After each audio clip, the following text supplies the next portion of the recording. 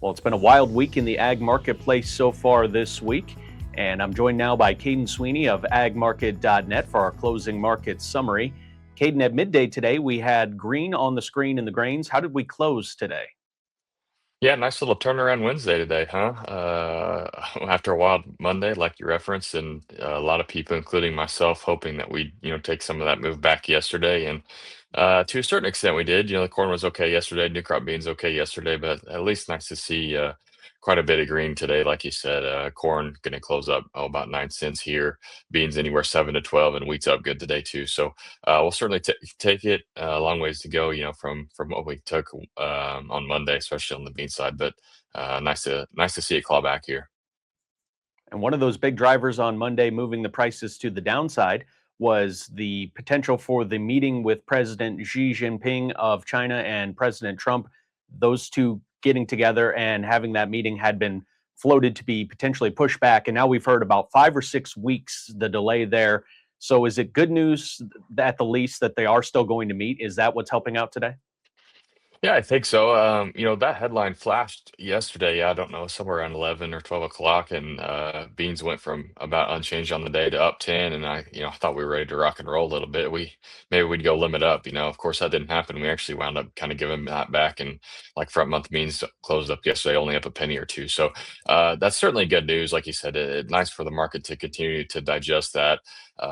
My opinion was even that news Sunday night, that caused the limit move Monday, that was probably overblown. But this market had been so overbought from the move over with the last couple of weeks that it was due for a good correction. So I do think we're going to kind of see this market want to march back into this thing somewhat.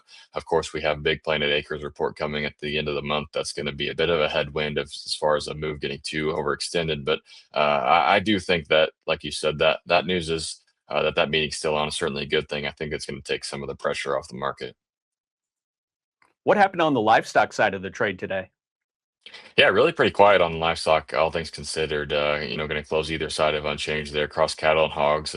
We've kind of had a nice little run up here the last week or so after a big sell off, but today really an inside bar across all three complexes there based on yesterday's close. So, like I said, not much of a change there. More of a grain story kind of has been really for the last 2 3 weeks, continuing today.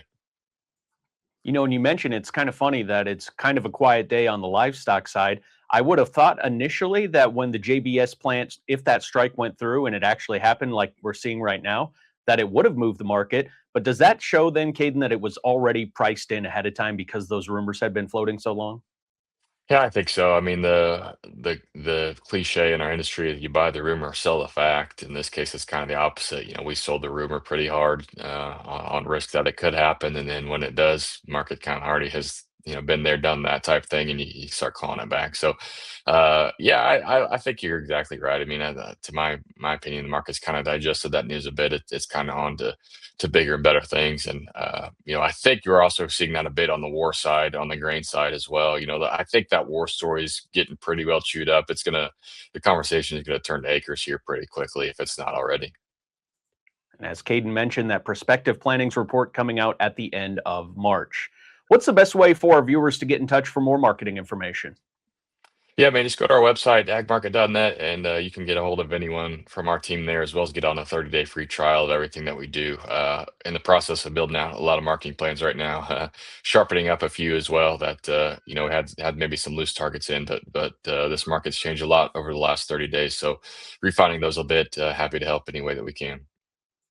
Kaden Sweeney of agmarket.net, my guest for the closing market summary. Thanks so much for the time and have a great rest of your day.